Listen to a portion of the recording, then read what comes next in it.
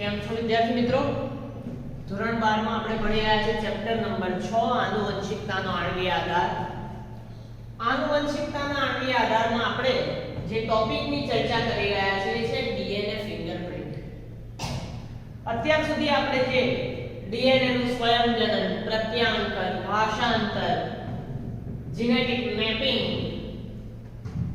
Genetic code વગેરે વિશે માહિતી મેળવી અને લાસ્ટમાં જ્યારે હ્યુમન જીનોમ પ્રોજેક્ટ ભણ્યા ત્યારે આપણને એવું ખબર પડી કે કોઈ પણ સજીવના જે ડીએનએ છે એની અંદર રહેલા બેઝ ક્રમ એ લગભગ 99.9% તો સરખા જ હોય છે. એટલે 99.9% બેઝ અનુક્રમ જે છે એમાં કોઈ ફેરફાર હોતો નથી. એ બધા જ સજીવના સરખા હોય, છતાંય એક સજીવ બીજા સજીવથી અલગ પડે છે. તો આ એક સજીવ બીજા સજીવથી અલગ પડે એટલે ટૂંકમાં એમાં કંઈક ને કંઈક વિવિધતા અથવા તફાવત રહેલો હશે. ઉદાહરણ તરીકે હ્યુમન જીનોમમાં 3×10⁹ બેઝ જોડ છે, જેમાંથી 99.9% બેઝ જોડ સરખી છે. તો આ બંને વચ્ચેનો તફાવત શું? જ્યારે આપણે કોઈ બે વ્યક્તિના ડીએનએ ના બેઝ અનુક્રમને સરખાવીએ અથવા તો વસ્તી વચ્ચેના વ્યક્તિના બેઝ અનુક્રમને સરખાવીએ તો આખા બેઝ અનુક્રમને એકબીજાની સાપેક્ષે સરખાવીને આ તફાવત શોધવો પડે. હવે આ રીતે જ્યારે તફાવત શોધવાનો હોય તો આ પ્રક્રિયા ઘણી કઠિન અને ખર્ચાળ તેમજ મોંઘી છે. તો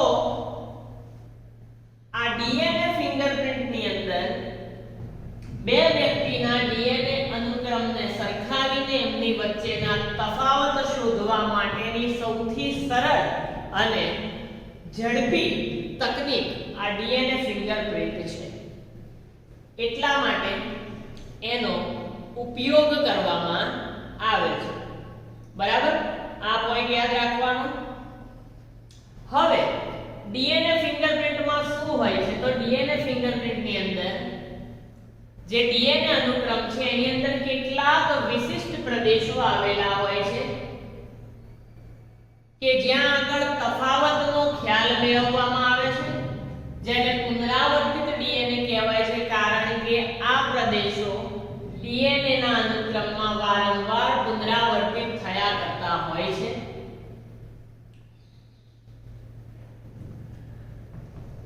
આ વારંવાર પુનરાવર્તિત થયા કરતા જે ડીએનએ ના અનુક્રમ છે એના દ્વારા એક મોટો ભાગ અને ઘણા બધા નાના ભાગનું નિર્માણ થાય છે. એક મોટો ડીએનએ નો ખંડ જેને મોટું શિખર કહેવાય અને બીજા નાના નાના ખંડો જેને નાના શિખર કહેવાય, જેને આપણે સેટેલાઇટ ડીએનએ તરીકે પણ ઓળખીએ છીએ. જેને આગળ આપણે સેટેલાઇટ ડીએનએ તરીકે ઓળખીએ છીએ. નાના નાના ખંડો મળ્યા ને જે પુનરાવર્તન પામતા હતા એ. હવે આ ખંડોને આધારે એવું કહેવાય છે કે કોઈ પણ પ્રોટીન માટે સંકેતન કરતા નથી, કોઈ પણ વસ્તુ માટે સંકેતન કરતા નથી, પરંતુ હ્યુમન જીનોમનો મોટો ભાગ બનાવે છે અને એના દ્વારા જ બહુરૂપકતાનું નિર્માણ થાય, એટલે કે આનુવંશિક વિવિધતા, અને જે ડીએનએ ફિંગરપ્રિન્ટ માટે ખૂબ જ ઉપયોગી માનવામાં આવે છે. આ બધી વસ્તુઓ આપણે આગળ ચર્ચા કરેલી છે. બરાબર, આ જે સેટેલાઇટ ડીએનએ દ્વારા ડીએનએ ના અનુક્રમમાં જે બહુરૂપકતા જોવા મળે એ ફક્ત ડીએનએ ફિંગરપ્રિન્ટ નહીં પરંતુ આનુવંશિક નકશા તૈયાર કરવામાં પણ ખૂબ જ ભાગ ભજવે છે. અને બહુરૂપકતા એટલે કે આનુવંશિક વિવિધતા માટે જવાબદાર વિકૃતિને માનવામાં આવે છે. આ વિકૃતિનું વહન એક વ્યક્તિમાંથી અન્ય વ્યક્તિમાં થાય છે. દૈહિક કોષો, જનન કોષો ગમે તે જગ્યાએ આ વિકૃતિ જોઈ શકાય છે. અને વિકૃતિ જો કોઈ વ્યક્તિની પ્રજનનોત્પત્તિ ક્ષમતાને અસર કરે તો એ જે તે વ્યક્તિની અંદર સ્થળાંતરિત પણ થયા રાખે છે. એટલે કે જો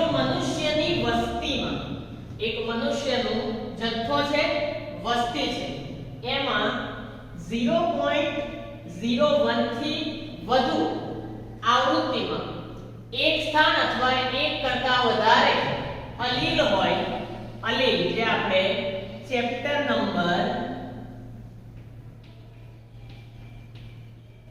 5 માં ભણી ગયા છે.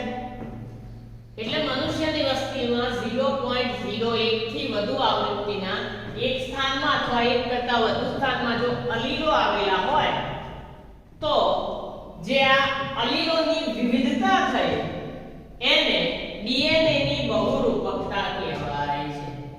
એટલે અલગ અલગ જગ્યાએ એકથી વધુ સ્થાન પર અલીલ આવેલા હોય તો એ અલીલોની જે વિભિન્નતા અથવા વિવિધતા છે એને પણ ડીએનએ ની બહુરૂપકતા તરીકે આપણે ઓળખીએ છીએ. જો આ વ્યાખ્યાને એક સરળ શબ્દોમાં આપવી હોય તો એક વારસાગત વિકૃતિ જે પિતૃમાંથી સંતાનમાં પ્રાપ્ત થઈ છે, વારસાગત વિકૃતિ વસ્તીમાં વધુ આવૃત્તિથી મળે. વારસાગત વિકૃતિ હોય એ વસ્તીમાં વારંવાર સ્થળાંતરિત થયા કરતી હોય એટલે વારસાગત વિકૃતિ વસ્તીની અંદર વધુ આવૃત્તિથી મળે છે, એને પણ આપણે ડીએનએ ની બહુરૂપકતા તરીકે ઓળખીએ છીએ, જેને આપણે ડીએનએ પોલીમોર્ફિઝમ કહીએ છીએ. અને આ બહુરૂપકતા જ એ ડીએનએ ફિંગરપ્રિન્ટનો આધાર છે.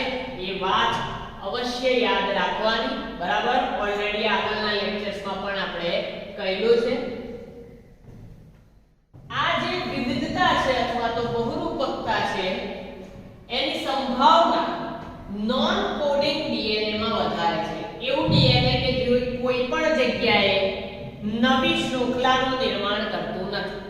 ડીએનએ નો એવો ભાગ કે જે નોન કોડિંગ છે, એવા નોન કોડિંગ ડીએનએ ની અંદર આ બહુરૂપકતાની સંભાવના ખૂબ જ વધુ છે. કારણ કે આ અનુક્રમમાં થતી વિકૃતિ એટલે કે નોન કોડિંગ ડીએનએ નો જે અનુક્રમ છે બેઝનો, એમાં થતી વિકૃતિ એ વ્યક્તિની પ્રજનન ક્ષમતાને ત્વરિત અસર કરતી નથી. એટલે કે એ દૈહિક રંગસૂત્રની અંદર અસર કરે છે, જનન કોષોમાં અસર કરતી નથી. અને નોન કોડિંગ ડીએનએ ની અંદર આ બહુરૂપકતા થવાની સંભાવના ખૂબ જ વધુ છે, કારણ કે એ વ્યક્તિની પ્રજનન ક્ષમતાને અસર કરતી નથી. જેથી આવી વિકૃતિ એક પેઢીમાંથી બીજી પેઢીની અંદર એકત્રિત થયા કરે છે. વસ્તીની અંદર એક પેઢીમાં વિકૃતિ હોય એટલે અન્ય પેઢીમાં, ત્યાર પછીની પેઢીમાં, આગળ પેઢીઓમાં એ આગળ જાય છે અને એ વિકૃતિના લીધે દરેક પેઢીની અંદર બહુરૂપકતા ઉત્પન્ન થયા કરે છે. અને આ બહુરૂપકતા એ વિવિધ પ્રકારની હોય છે. જેમ કે એક ન્યુક્લિયોટાઇડ થી લઈ આ બહુરૂપકતા એટલે કે વિકૃતિ એક ન્યુક્લિયોટાઇડમાં પણ હોઈ શકે અથવા તો એનાથી લઈને ખૂબ જ મોટા પરિવર્તન પણ કરી શકે. અને બહુરૂપકતા એટલે કે આનુવંશિક વિવિધતા એ ઉદ્વિકાસ અને જાતિ નિર્માણમાં ખૂબ જ મહત્વનો ભાગ ભજવે છે. ઉદ્વિકાસ અને જાતિ નિર્માણની અંદર આ બહુરૂપકતા ખૂબ જ મોટી ભૂમિકા ભજવે છે. આ ટેકનોલોજી એટલે કે ડીએનએ ફિંગરપ્રિન્ટની ટેકનોલોજી એ એલિક જેફ્રીયસ નામના વૈજ્ઞાનિક દ્વારા શોધવામાં આવી હતી. એલિક જેફ્રીયસ નામના વૈજ્ઞાનિક દ્વારા શોધવામાં આવી હતી અને તેને સેટેલાઇટ ડીએનએ નો જે પુનરાવર્તિત ડીએનએ ના નાના ટુકડા એવા સેટેલાઇટ ડીએનએ નો પ્રોબ તરીકે ઉપયોગ કર્યો. કારણ કે આ સેટેલાઇટ ડીએનએ વારંવાર પુનરાવર્તિત થતા હતા અને એમાં ઘણી બધી બહુરૂપકતા હતી. એટલે એ સેટેલાઇટ ડીએનએ ના નાના ટુકડાઓનો પ્રોબ તરીકે ઉપયોગ જેને એને variable number of tandem repeaters, variable number of tandem repeaters VNTR તરીકે પ્રદર્શિત કર્યા.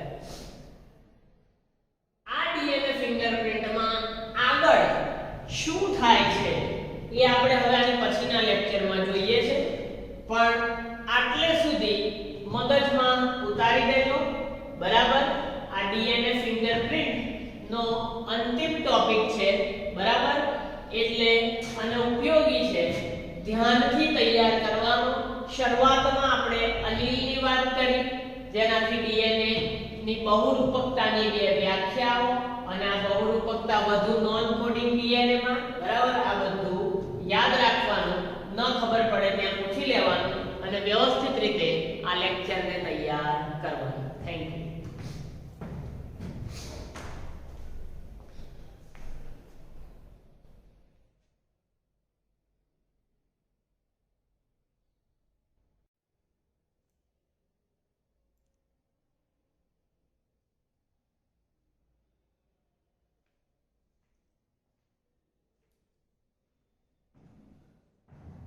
તો કેમ છો વિદ્યાર્થી મિત્રો?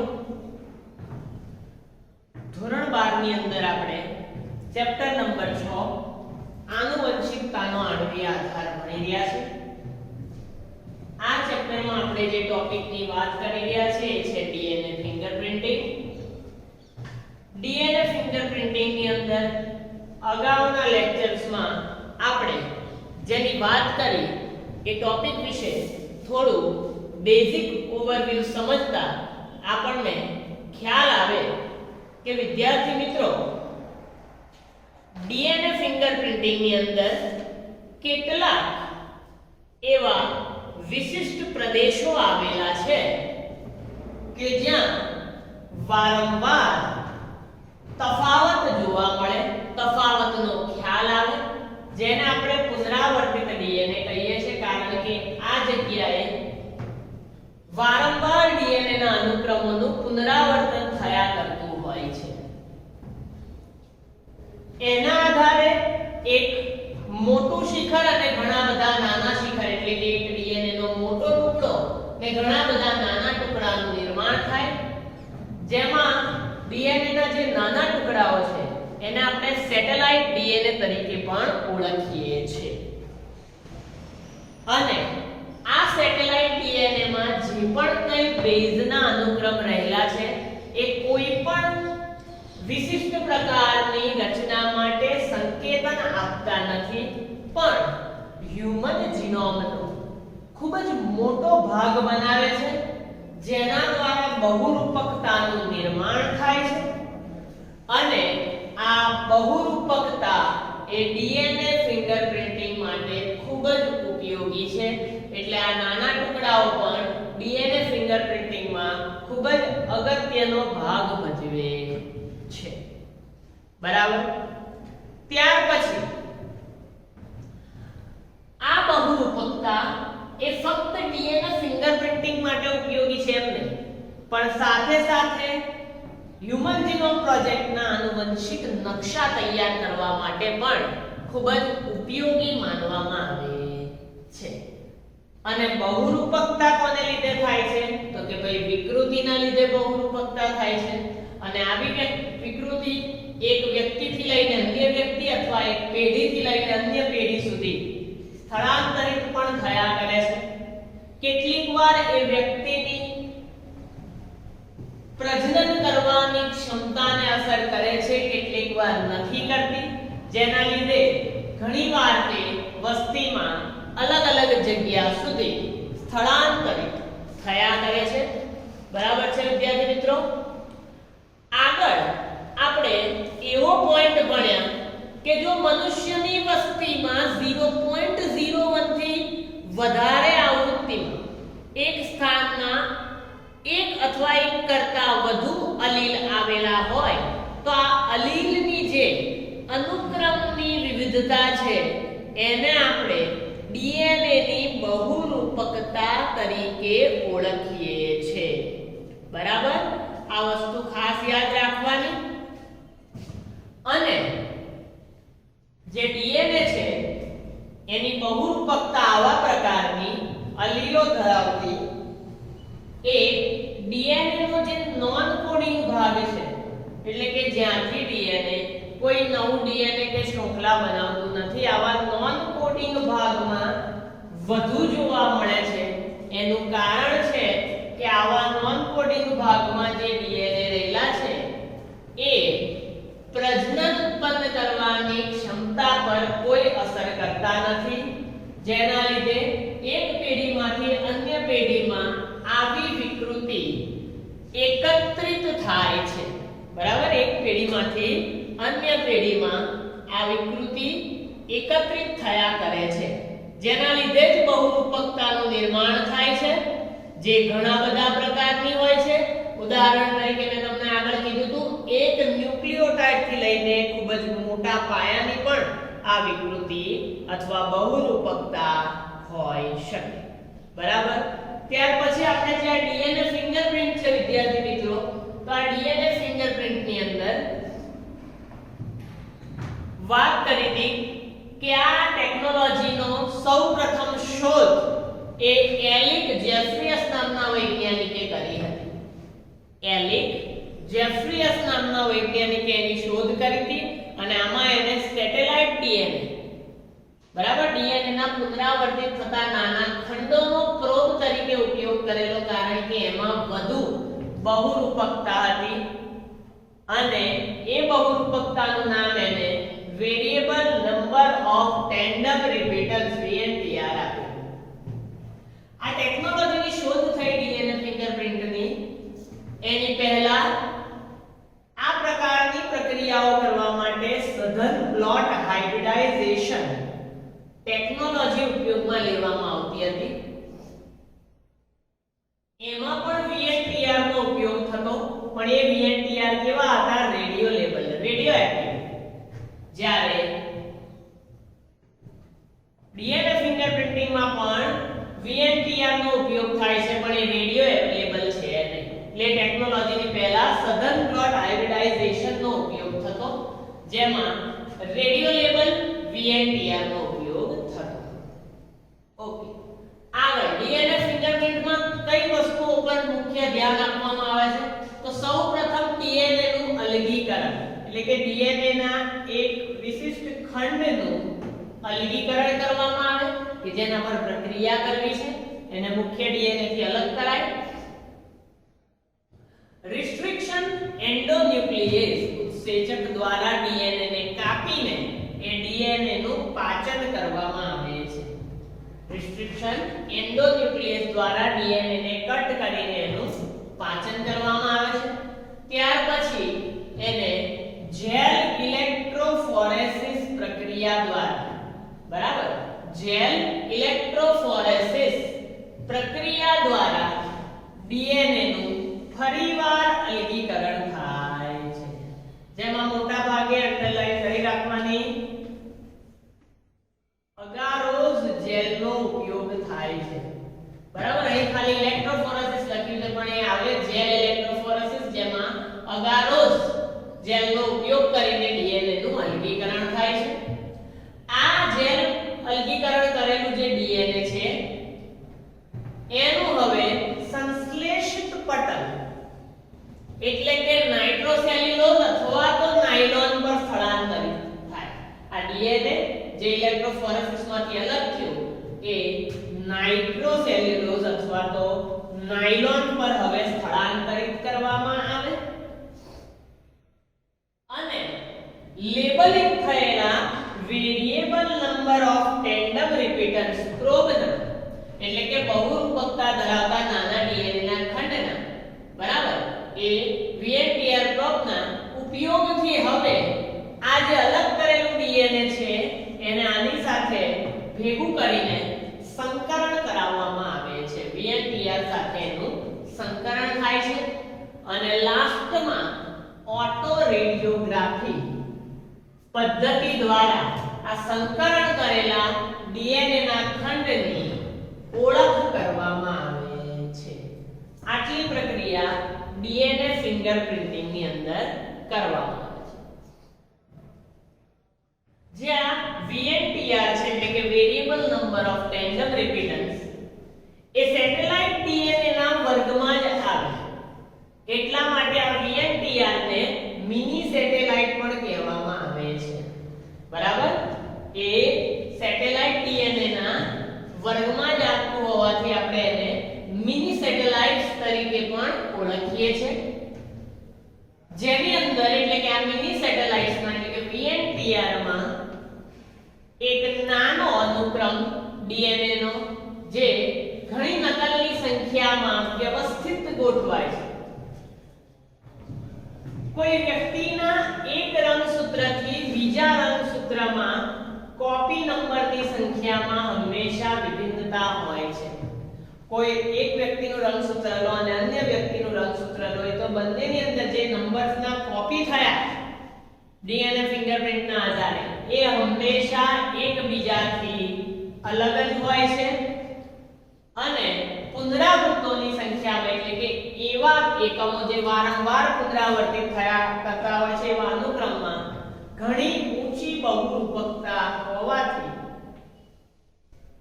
આપણને સરળતાથી છેલ્લે ઓટો રેડિયોગ્રાફી દ્વારા ખબર પડે કે આ બંનેમાં મુખ્ય તફાવત શું છે આ પુનરાવર્તિત ઉપક્રમની જે બહુરૂપકતા છે એનાથી VNTR ના કદમાં પણ પરિવર્તન આવે છે વેરિયેબલ નંબર ઓફ ટેન્ડમ રિપીટન્સ ના કદમાં પણ પરિવર્તન આવે છે કેવું તેનું કદ 0.1 થી 20 kb kb એટલે કિલોબાઇટ નહીં પણ કિલોબેઝ તો આ VNTR માં પરિવર્તન આવવાથી એનું કદ 0.1 થી 20 કિલોબેઝ હોય છે અને VNTR પ્રોબથી જ્યારે અલગીકરણ કરેલા DNA નું સંકરણ થાય છે તો સંકરણ દ્વારા પ્રાપ્ત થતા ઓટો રેડિયોગ્રામમાં વિવિધ આકારની આમાંથી જે આપણને મળે એમાં વિવિધ આકારની